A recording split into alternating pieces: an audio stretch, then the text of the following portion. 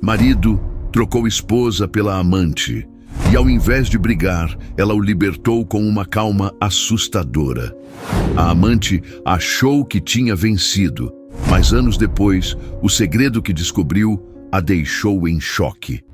A verdade não chegou com um estrondo, mas com o farfalhar silencioso de papel sob seus dedos. Ali estava Helena, parada no meio do escritório que um dia montaram juntos. O cheiro familiar de café e mogno misturando-se a uma sensação de estranheza que lhe gelava a espinha. Era uma terça-feira insossa, uma daquelas tardes em que o tempo se arrasta, e ela procurava um documento antigo, um contrato de seguro que precisava ser renovado. Foi um ato impensado, quase automático, abrir a gaveta inferior da mesa de Ricardo, aquela que ele mantinha como seu arquivo pessoal. E foi ali, entre pastas de impostos e manuais de investimento, que seus olhos pousaram em um envelope de cartão de crédito diferente do que usavam para as despesas da casa. A curiosidade, uma pontada afiada e incômoda, a fez puxar a fatura. O coração começou a bater descompassado, um tambor surdo contra as costelas, enquanto seus olhos percorriam as linhas. Jantares caros em restaurantes que eles nunca frequentaram. Compras em uma boutique de lingerie que não era do seu estilo. A joia comprada há 2 meses que ela nunca recebeu. Cada lançamento era uma pequena facada, um prego a mais no caixão de sua confiança. Mas a revelação final, o golpe que roubou o ar de seus pulmões, estava no final da pilha de papéis. Um recibo de pagamento de uma conta de energia, amassado e esquecido, com um endereço do outro lado da cidade. Um apartamento que ela não conhecia, um ninho secreto mantido com o dinheiro que deveria ser da família. Ela poderia ter gritado. Poderia ter rasgado aqueles papéis em 1000 pedaços, espalhando a prova da traição pelo chão, assim como seu casamento acabara de se estilhaçar por dentro. Poderia ter ligado para as amigas, para a mãe, desabafando em um choro convulsivo, mas Helena não fez nada disso. Com um movimento quase mecânico, ela pegou o próprio telefone e fotografou cada documento, cada recibo, cada prova daquela vida dupla. Guardou as imagens, não como armas para uma guerra futura, mas como um lembrete silencioso da decisão que tomaria ali, naquele exato instante. Ela não seria a vítima. Não se permitiria o papel da mulher descontrolada, da coitada que perdeu o marido para outra. O roteiro que o destino lhe oferecia era previsível demais, e ela se recusava a interpretá-lo.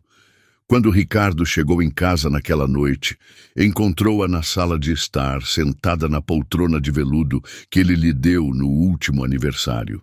Uma taça de vinho tinto repousava intocada na mesinha ao lado. Ele entrou sorrindo, o cansaço do dia estampado no rosto, e se inclinou para beijá-la. Helena virou o rosto suavemente, um gesto tão sutil que ele quase não percebeu. "Precisamos conversar", ela disse, e a voz saiu límpida, sem o tremor da mágoa ou o peso das lágrimas. Ricardo franziu a testa, a despreocupação evaporando. Ele a conhecia melhor do que ninguém.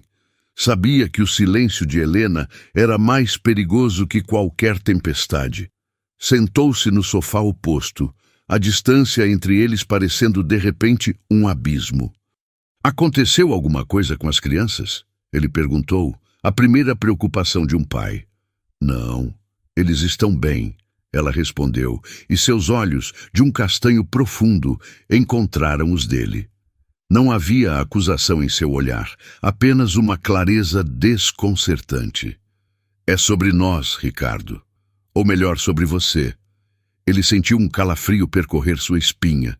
O ar ficou denso, pesado. Ele ensaiou uma negativa, preparou-se para mentir, para tecer a teia de desculpas que vinha ensaiando mentalmente há meses. Mas antes que pudesse dizer qualquer coisa, ela continuou. "Eu sei, não precisa me dizer como, nem desde quando. Os detalhes não importam mais." Ela fez uma pausa, umedecendo os lábios. Eu não vou brigar, Ricardo. Não vou fazer um escândalo, não vou te humilhar e não vou implorar para que você fique. Se é a liberdade que você quer, então considere-se um homem livre. A declaração o atingiu como um soco no estômago. Ele esperava tudo, menos aquilo. Esperava um confronto, pratos quebrados, uma noite de recriminações e choro. Estava preparado para se defender, para minimizar, talvez até para pedir um perdão que não sentia. Mas aquela calma, aquela entrega incondicional da liberdade que ele tanto almejava, o desarmou completamente. Era como se ela tivesse virado o tabuleiro do jogo, e ele, que se achava o rei, de repente não passava de um peão confuso. Helena, Ele começou, a voz falhando. Não! Ela o interrompeu, com uma firmeza que ele raramente via. Não diga nada. Não estrague este momento com mentiras. Apenas aceite. Você venceu. Pode ir. Ele a encarou atônito. Venceu? Aquilo não parecia uma vitória. Parecia uma rendição, mas não a dele. Era ela quem estava ditando os termos, mesmo na derrota. Havia algo em sua postura, uma dignidade inabalável que o fazia se sentir pequeno, inadequado. Enquanto ele se preparava para a batalha da sua vida, ela simplesmente se recusou a lutar.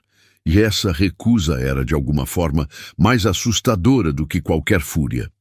Naquela noite, enquanto ele arrumava uma mala com as mãos trêmulas, sentindo-se um estranho em sua própria casa, uma pergunta começou a se formar em sua mente, uma semente de dúvida plantada no terreno fértil de sua culpa. Por que ela estava tão calma? Por que não havia dor em seus olhos, apenas uma resolução fria e assustadora? Ele saía pela porta da frente, acreditando estar caminhando em direção à felicidade e a um novo começo. Mas uma sensação incômoda o acompanhava. Ele não sabia ainda, mas a liberdade que Helena lhe dera com tanta facilidade não era um presente. Era uma sentença. E ele passaria o resto de seus dias tentando entender por que a calma daquela mulher ferida parecia o prenúncio de sua própria ruína. Na manhã seguinte, enquanto Ricardo acordava em outra cama, sentindo uma estranha mistura de euforia e um vazio que não sabia nomear, Helena preparava o café da manhã para seus filhos. O cheiro de panquecas enchia a cozinha, um aroma de normalidade que contrastava violentamente com o caos que se instalara em suas vidas.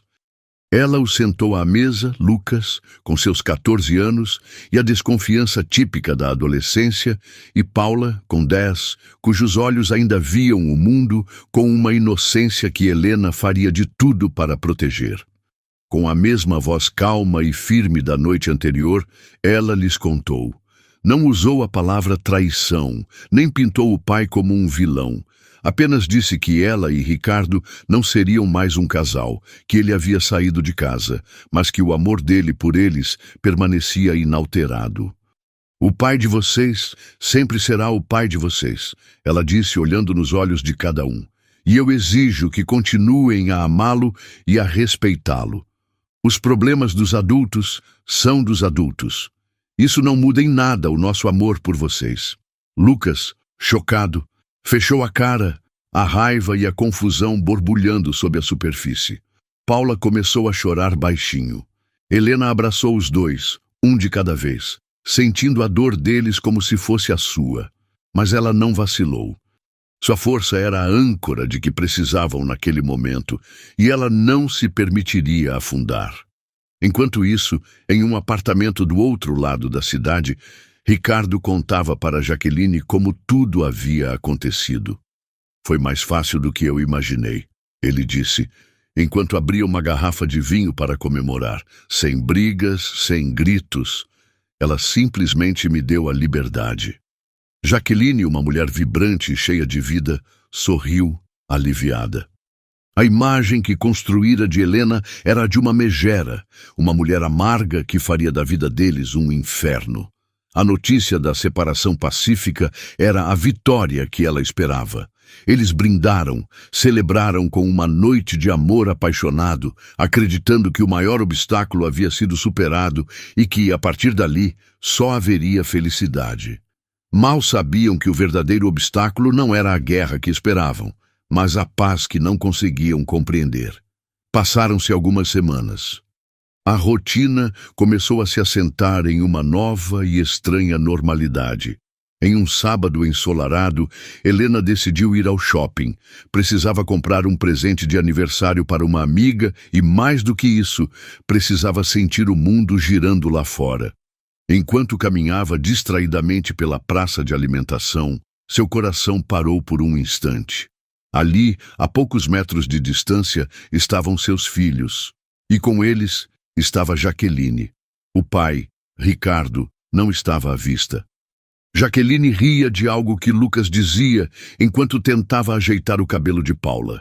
Uma cena doméstica, quase natural, que fez o estômago de Helena revirar. Ela respirou fundo, controlando a onda de emoções que ameaçava transbordar. Não sentia raiva, não faria uma cena. Com passos firmes, ela se aproximou. "Mãe!" Paula gritou ao vê-la, correndo para seus braços. Lucas a seguiu, o alívio estampado em seu rosto. Jaqueline congelou. O sorriso morreu em seus lábios e a cor sumiu de seu rosto. Ela se preparou para o confronto inevitável. Esperava acusações, um escândalo público, o ódio que em sua mente ela merecia. Viu Helena abraçar os filhos, conversar com eles por um momento e depois, para seu completo espanto, vê-la caminhar em sua direção. Helena parou a uma distância respeitosa. Seus olhos não continham fúria, apenas uma avaliação serena e direta.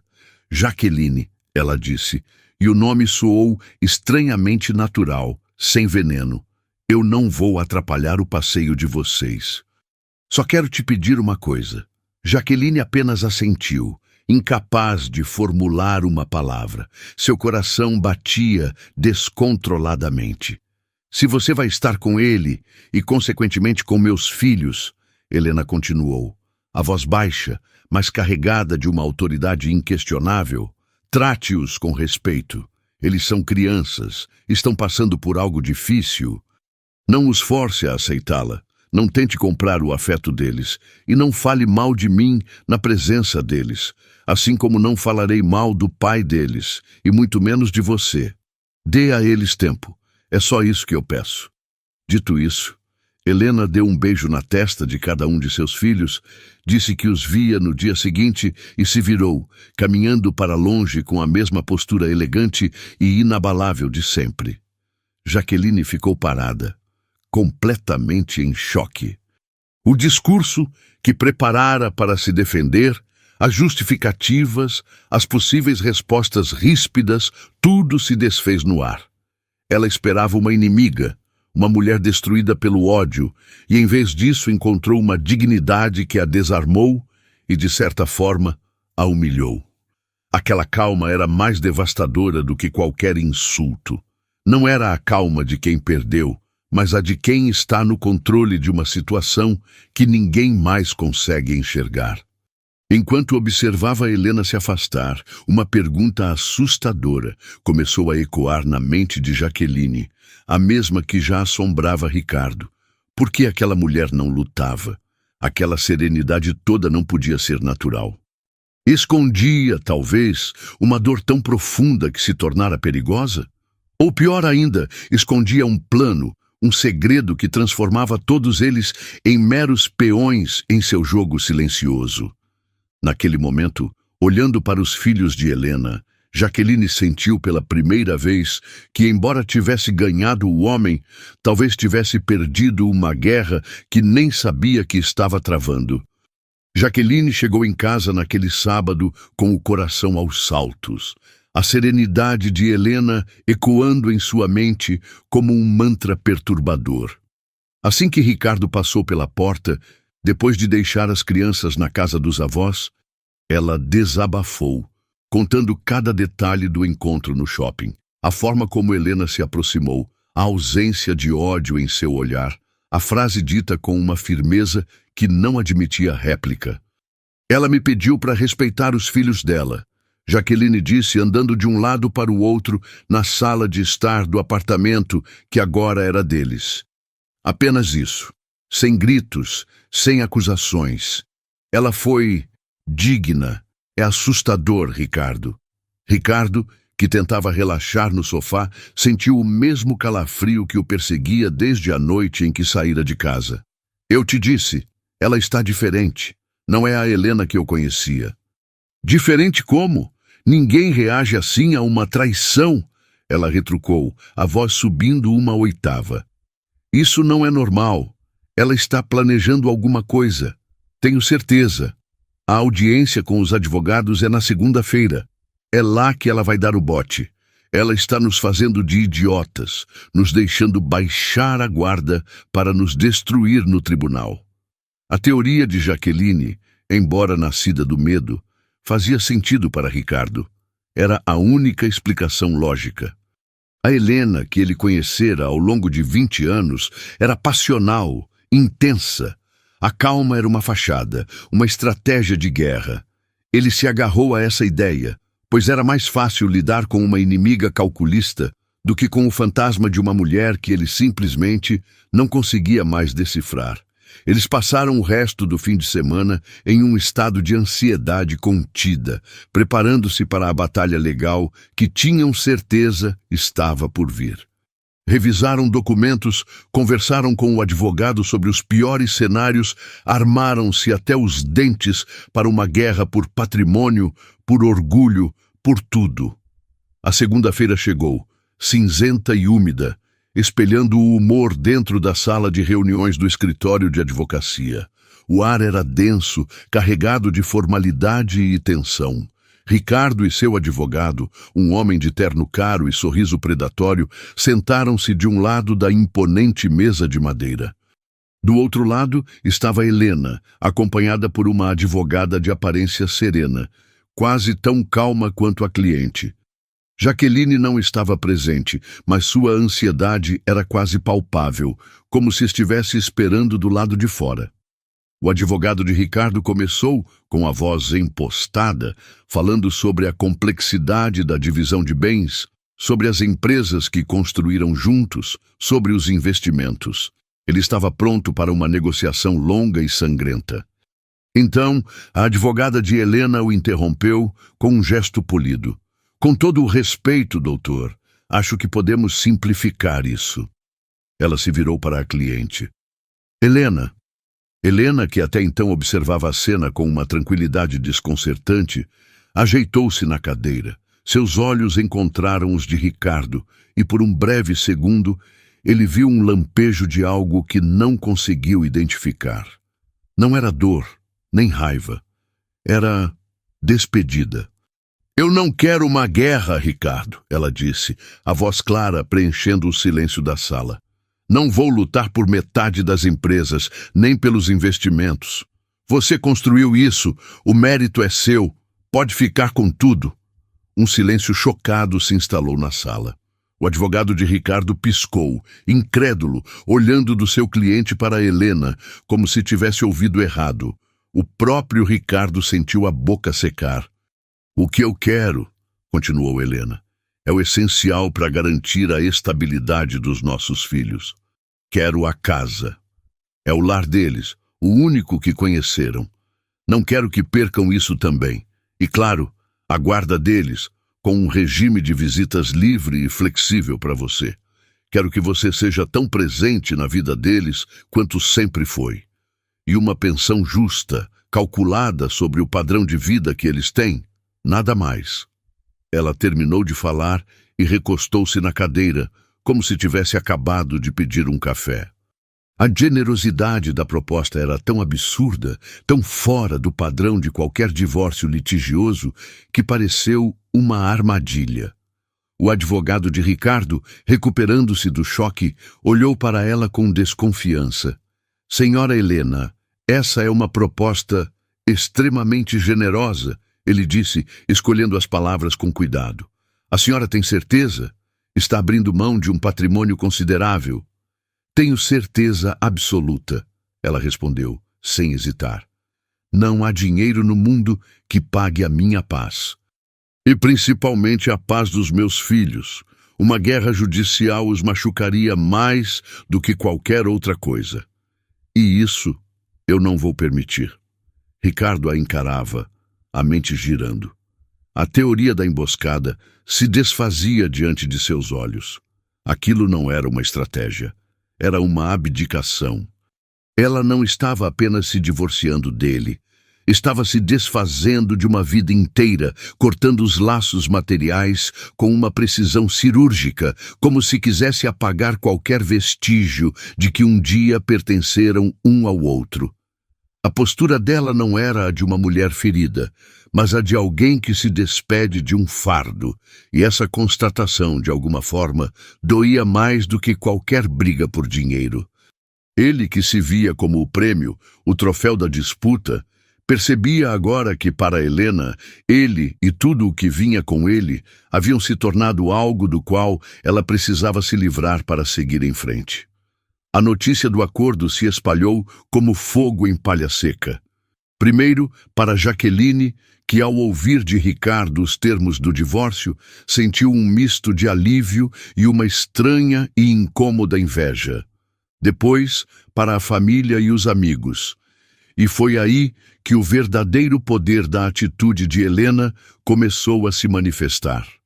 Os pais de Ricardo, Alberto e Lúcia, um casal tradicional e de valores rígidos, ficaram furiosos com o filho.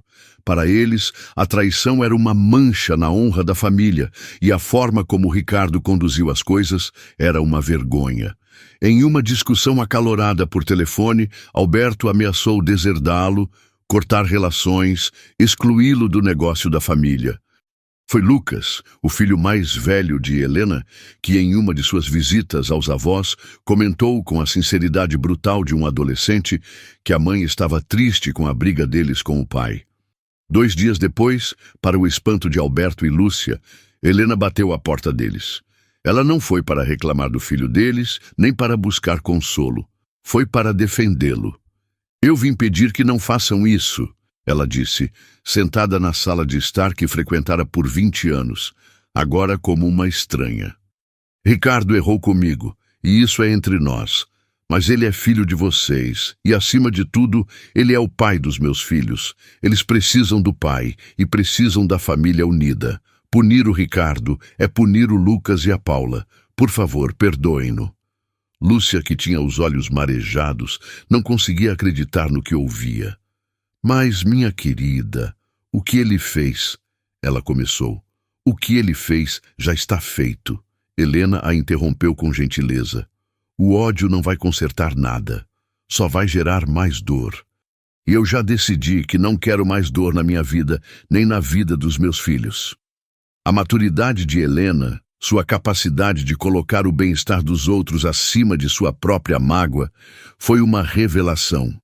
Alberto, um homem duro e orgulhoso, sentiu-se desarmado. Naquela tarde, eles não viram a ex-nora traída, viram uma mulher de uma força e integridade admiráveis. As palavras dela não apenas os convenceram a perdoar o filho, mas plantaram neles uma semente de admiração profunda e duradoura por ela. Enquanto isso, Jaqueline começava a sentir os efeitos colaterais da nobreza de Helena. Nos almoços de família, agora repletos de uma paz tensa, o nome de Helena surgia constantemente. A Helena ligou para saber da sua tia, dizia um primo. Que mulher incrível, não é?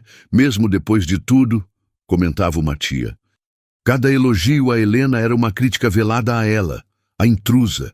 Ela, a nova esposa, a mulher por quem Ricardo havia deixado tudo, sentia-se cada vez mais uma nota de rodapé na história daquela família.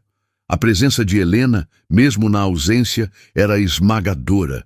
Era um fantasma de perfeição que a assombrava. Amigos do casal, que antes a tratavam com uma curiosidade cautelosa, agora a olhavam com uma frieza polida. Eles admiravam a força de Helena, sua bondade, sua recusa em se entregar ao papel de vítima. E, por comparação, Jaqueline se sentia cada vez menor, mais invisível. A maturidade da ex-esposa não apenas a havia desmontado no confronto direto, mas agora ganhava a admiração de todos ao redor, isolando-a sutilmente. Ela estava com Ricardo, morava com ele, dormia com ele, mas sentia-se mais sozinha do que nunca. A vitória que ela comemorara com vinho e paixão agora tinha um gosto amargo, o gosto de se tornar uma personagem secundária na vida do homem que ela escolheu. E o pior, ela pressentia, ainda estava por vir. A calma de Helena não era o fim da história, era apenas o começo de um novo capítulo, um em que Jaqueline começava a entender que existem batalhas que não se vencem com a rendição do inimigo, mas com a sua dignidade. Os meses que se seguiram ao divórcio foram um lento veneno para Jaqueline. Foi nesse solo fértil de insegurança que um plano desesperado criou raízes. Ela precisava de algo que fosse inquestionavelmente dela, algo que a tornasse o centro do universo de Ricardo, que a amarrasse àquela família de uma forma que nem mesmo a memória de Helena pudesse apagar. Um filho. Um filho seria a âncora, a prova viva de seu novo lugar. Seria a alegria que substituiria a admiração pela outra. E, secretamente, seria a garantia de que Ricardo jamais a deixaria. Sem dizer uma palavra a ele, Jaqueline parou de tomar o anticoncepcional. Cada noite de amor tornou-se um ato calculado, uma aposta silenciosa em seu próprio futuro. Meses depois, a aposta deu resultado. O teste positivo foi um choque inicial para Ricardo, que ainda se ajustava à nova vida, mas a surpresa logo deu lugar a uma aceitação resignada e, por fim, a uma centelha de alegria. Uma nova vida, uma criança, era uma bênção inegável, um ponto de luz em meio à névoa de complicações que se tornara sua vida. A notícia se espalhou, e a reação da família foi de uma felicidade cautelosa. Um bebê era sempre bem-vindo. Quando Helena soube, através de Paula, que o pai teria outro filho, ela sentiu um aperto no peito, a última pontada fantasma de uma vida que não era mais sua. Mas fiel à sua resolução, ela transformou a dor em graça. Dias depois, um entregador bateu à porta de Jaqueline. A caixa, embrulhada em papel de seda branco, com uma fita de cetim prateada, continha um enxoval de bebê primoroso, de um algodão tão macio que parecia uma nuvem. Eram peças clássicas, elegantes, de um bom gosto inquestionável. Anexado, um pequeno cartão com a caligrafia impecável de Helena dizia apenas: "Toda criança é uma promessa de felicidade. Que a de vocês seja imensa. Com carinho, Helena." O gesto, mais uma vez, a colocou em um pedestal.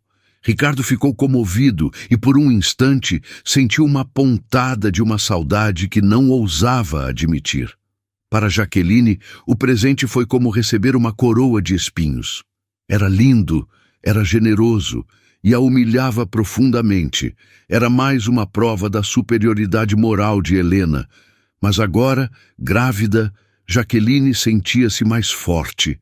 Ela era a mãe, o futuro. Empolgada com a nova posição, decidiu organizar um chá de fraldas. Seria a sua festa, a sua celebração. Convidou a família de Ricardo, seus próprios parentes, amigos e, em um lance de audácia, ou talvez uma tentativa de mostrar que também podia ser magnânima, convidou Helena. Para sua surpresa, Helena aceitou. O dia do chá de fraldas chegou, um domingo ensolarado. O jardim da casa de Alberto e Lúcia estava decorado em tons pastéis. Jaqueline, radiante em um vestido que acentuava sua barriga, era o centro das atenções. Pela primeira vez em muito tempo, ela se sentiu vitoriosa. Helena chegou sem alarde, elegante em um vestido de linho azul, cumprimentou a todos com um sorriso sereno e entregou o pacote de fraldas. Ela se manteve discreta, conversando com os ex-sogros que a tratavam com um carinho evidente. E então o destino, com seu senso de ironia cruel, moveu suas peças.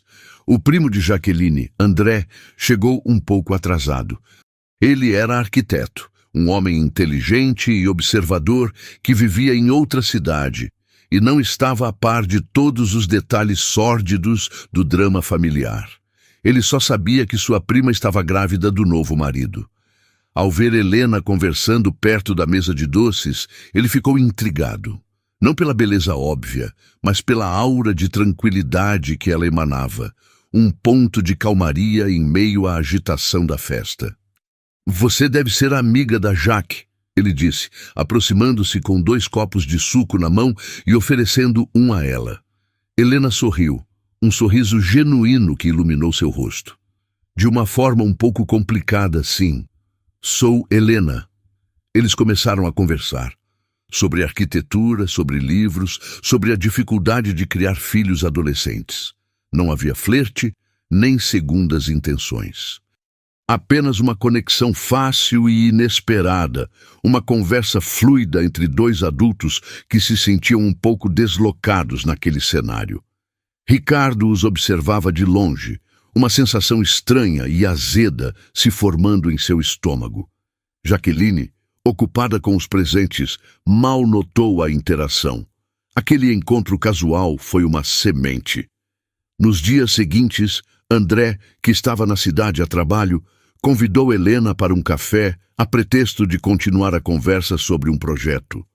O café se transformou em um jantar na semana seguinte, e o jantar em longas caminhadas no parque. Sem forçar nada, sem a pressão de um romance, uma amizade sincera começou a florescer, regada a respeito mútuo e a uma surpreendente afinidade de almas. Helena, que se fechara para o amor, encontrou em André um porto seguro, alguém que a via como Helena e não como a ex-esposa. Quando o relacionamento deles finalmente se tornou público, a notícia caiu como uma bomba na família de Jaqueline. A ex, a mulher que deveria estar em um canto lambendo as feridas, estava agora namorando o primo querido, o orgulho da família. E o pior, a família de Jaqueline, seus pais, tios e primos, que só conheciam Helena através da aura de dignidade que ela projetava, a adoraram instantaneamente. Nos encontros familiares seguintes, a dinâmica mudou de forma devastadora para Jaqueline. Se antes ela se sentia uma sombra na família de Ricardo, agora se sentia uma estranha na sua própria. Os elogios que antes eram para a ex-nora perfeita, agora vinham de sua própria mãe. André nunca pareceu tão feliz.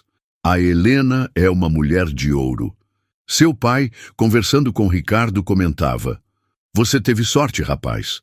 Sua ex é de uma classe que não se encontra mais." Jaqueline observava, horrorizada, enquanto Helena, com sua graça silenciosa, conquistava o coração de sua própria família. Ela não precisou lutar, não precisou manipular. Apenas existia. E sua existência, agora entrelaçada à sua linhagem, era a prova final de sua derrota. Ela havia engravidado para se tornar o centro, mas o universo, caprichosamente, havia decidido girar em torno de Helena mais uma vez. A mulher que ela tentou apagar estava agora sentada à sua mesa de jantar, de mãos dadas com seu primo, amada por todos. E Jaqueline, com um bebê a caminho, nunca se sentira tão completamente sozinha. A ironia era tão cruel, tão perfeita, que parecia um roteiro escrito por um deus vingativo. E a serenidade de Helena, que antes a assustava, agora parecia zombar dela, um lembrete constante de que há vitórias que são, na verdade, o começo da mais amarga das perdas. A gravidez, que deveria ser seu triunfo, sua coroação como a nova matriarca, transformou-se em uma prisão.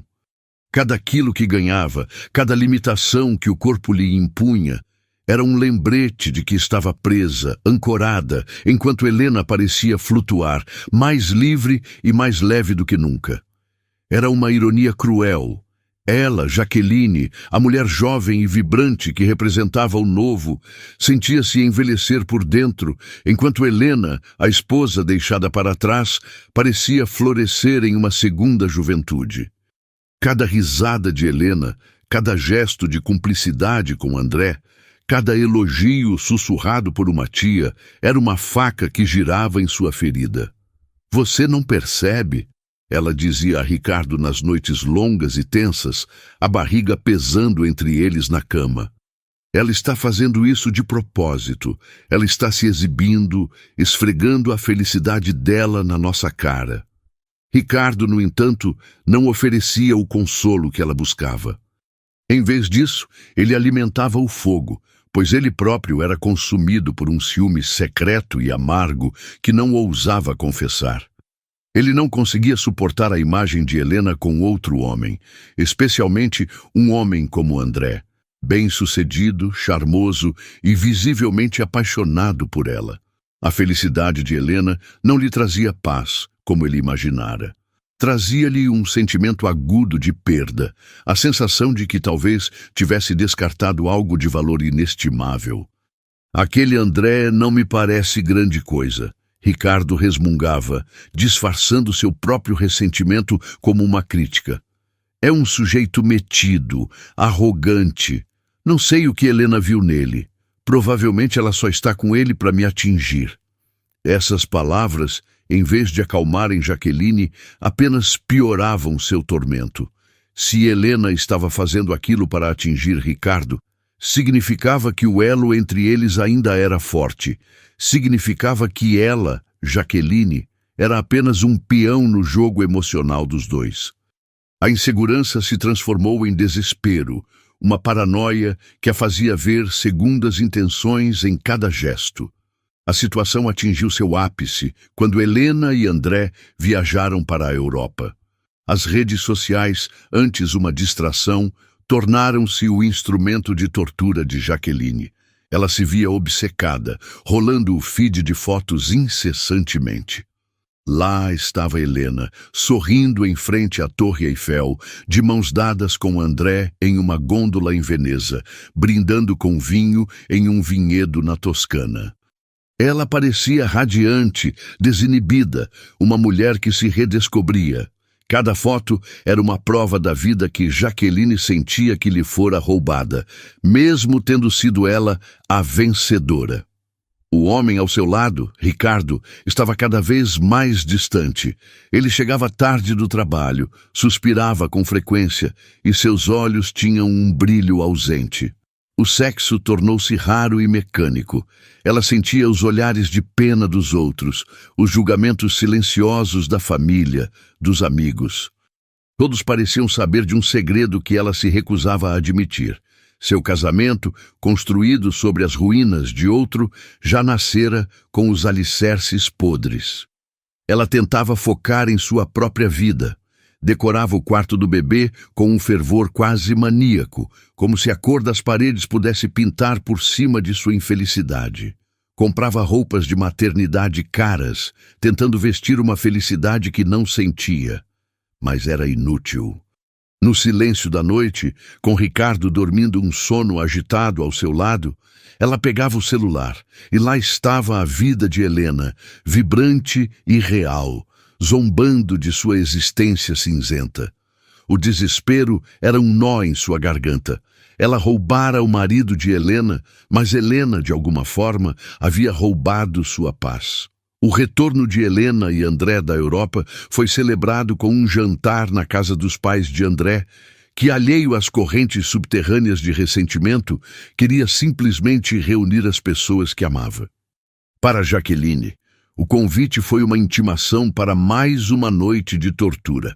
Ela passou a tarde em frente ao espelho, lutando contra o próprio reflexo.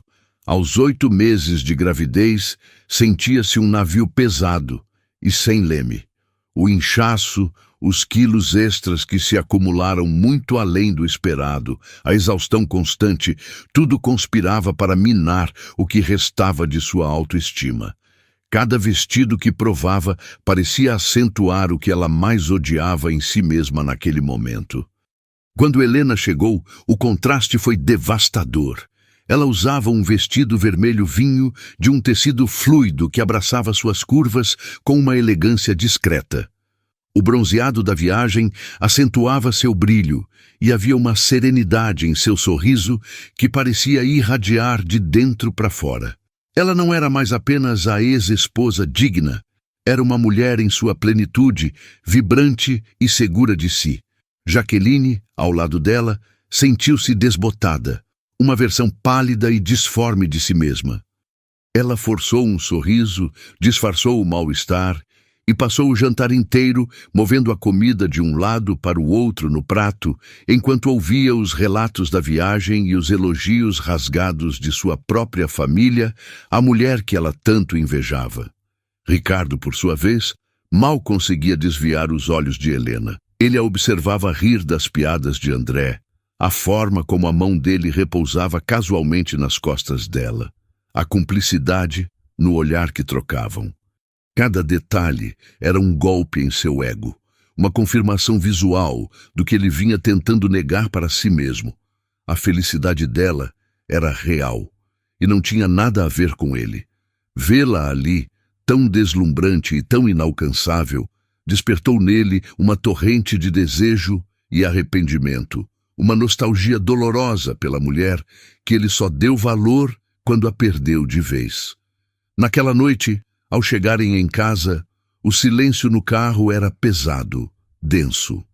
Mas, para a surpresa de Jaqueline, algo havia mudado em Ricardo. A distância fria que se instalara entre eles nos últimos meses pareceu evaporar. Assim que entraram no quarto, ele a puxou para si com uma urgência que ela não sentia há muito tempo. Ele a beijou com uma paixão febril, as mãos percorrendo seu corpo com uma fome que a deixou tonta. Por um momento, Jaqueline se permitiu acreditar. Talvez o jantar tivesse provocado ciúmes nele. Talvez, ao ver Helena com outro, ele finalmente tivesse percebido que era a ela, Jaqueline, que ele realmente queria. Ela se entregou àquele momento, desesperada por um pingo de afeto, por uma prova de que era amada. Sentiu-se desejada, escolhida, e uma onda de felicidade e alívio a inundou. Aquele era o homem pelo qual ela lutara, e ele finalmente estava ali, presente, apaixonado. Mas então, no auge da intimidade, no momento de maior vulnerabilidade, ele sussurrou em seu ouvido, a voz embargada pela emoção. E o nome que ele gemeu não foi o dela. Helena. A palavra pairou no ar, curta, afiada, letal. O corpo de Jaqueline congelou instantaneamente. O calor do momento se transformou em um frio polar que lhe percorreu a espinha e se instalou em seu coração. Ela o empurrou, o choque tão violento que a deixou sem ar. Ele a olhou, os olhos ainda turvos de desejo, demorando um segundo para perceber o que havia feito. E então, o horror tomou conta de seu rosto. Já que eu não... Ele gaguejou, tentando se consertar, mas era tarde demais. A verdade terrível e absoluta que ela vinha tentando ignorar, explodiu dentro dela com a força de uma bomba. Não era ciúme o que ele sentia, era desejo. Desejo pela outra. Ele não a procurara naquela noite porque a queria. Ele a procurara porque não podia ter Helena. Ela era apenas um corpo substituto, um receptáculo para a paixão que ele sentia pela ex-mulher. Saia de perto de mim, ela sibilou, a voz tremendo de uma fúria gelada. Ela se levantou, enrolando-se no lençol como uma armadura, e o confrontou, as lágrimas de humilhação e raiva escorrendo por seu rosto. Era ela, não era? O tempo todo. Você estava comigo, mas pensando nela. Ricardo desabou. A fachada de homem no controle, o orgulho, tudo se desfez. Ele sentou-se na beira da cama, a cabeça entre as mãos, e começou a chorar. Eram soluços convulsivos, o choro de um homem quebrado. E no meio das lágrimas veio a confissão, despejada como um veneno que ele não conseguia mais guardar. Eu não aguento mais, ele disse, a voz abafada. Eu não aguento vê-la feliz com ele. Eu achei que queria liberdade. Achei que te amava. Mas quando ela me deixou ir, quando ela não lutou, algo quebrou em mim. Eu percebi tarde demais. Eu sempre a amei, Jaque. Eu não sei o que é. Eu estou confuso. E percebi isso da pior forma possível, quando já era tarde demais, quando eu já tinha destruído tudo. Jaqueline ouvia cada palavra como um veredito, a sentença final de sua vida. Cada peça do quebra-cabeça se encaixou. A calma de Helena não era fraqueza, era sabedoria. A generosidade dela não era nobreza, era indiferença. Ela não estava jogando um jogo, ela simplesmente tinha saído do tabuleiro, e ele, o homem que Jaqueline roubara, nunca tinha sido verdadeiramente seu. Ela nunca foi a escolhida. Foi apenas o erro, a distração, a substituta. Naquele quarto escuro, com o som do choro de Ricardo preenchendo o silêncio, Jaqueline sentiu o chão desaparecer sob seus pés. Mas o que veio a seguir não foi o abismo, e sim uma clareza terrível, uma lucidez que doía mais do que a própria traição. Ela olhou para o homem encolhido na beira da cama, não com ódio, mas com uma espécie de epifania fria. Ricardo não era apenas um homem que amava outra. Ele era algo muito pior. Um homem oco, um poço de insegurança tão profundo que precisava da admiração e do sofrimento alheio para se sentir real. A verdade a atingiu com a força de um raio. Ricardo não amava Helena. Ele amava a ideia de Helena sofrendo por ele. Ele esperava que ela implorasse, que lutasse, que fizesse de sua partida o centro do universo dela. A calma dela, sua recusa em participar do drama, não apenas o desarmou, ela o esvaziou. Ao seguir em frente, Helena levou consigo o espelho no qual Ricardo via seu próprio reflexo de importância. Ele não a amava. Amava o poder que pensava ter sobre ela. E agora, ao vê-la feliz com André, ele sentia a mesma necessidade de possuí-la. Não por amor, mas para reafirmar seu controle. Jaqueline entendeu, com uma clareza nauseante, que se os papéis se invertessem, se ela o deixasse e encontrasse a felicidade, ele a desejaria de volta com a mesma intensidade desesperada. Ele não amava ninguém. Ele apenas cobiçava o que não podia ter. Naquele instante, a imagem de Helena se transformou em sua mente. Ela não era uma santa, nem uma estrategista genial. Era uma sobrevivente. Helena não o deixara por covardia ou mesmo por dignidade. Ela o deixara porque, depois de 20 anos, finalmente entendeu quem ele realmente era. A traição não foi o fim do casamento. Foi apenas a desculpa de que ela precisava para escapar de uma prisão emocional. Aquilo não foi uma perda para Helena, foi um livramento. E Jaqueline, em sua ânsia de vencer, havia corrido para ocupar a cela recém-desocupada. Uma torrente de memórias vergonhosas a invadiu. Lembrou-se das mensagens que enviava para provocá-lo, das mentiras que contou para afastá-lo da família, do prazer sádico que sentiu a cada passo que o afastava de Helena e o aproximava dela. Lembrou-se de como planejou cada movimento para tirar Ricardo de sua casa e assumir o lugar de esposa. E agora sentia na própria pele o gosto amargo do veneno que ela mesma ajudou a destilar. O mundo de fato dava voltas. Mas o que fazer com essa verdade? A opção lógica seria ir embora, separar-se, tentar reconstruir a vida.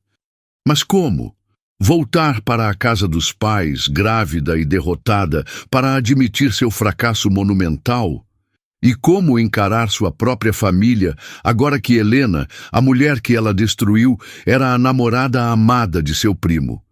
A humilhação seria insuportável, um espetáculo público de sua derrota. Não, ela não lhes daria esse gostinho. Então Jaqueline fez sua escolha. Uma escolha não de amor ou perdão, mas de orgulho e resignação. Ela não se separou. Meses depois, o filho deles nasceu. Um menino lindo e saudável.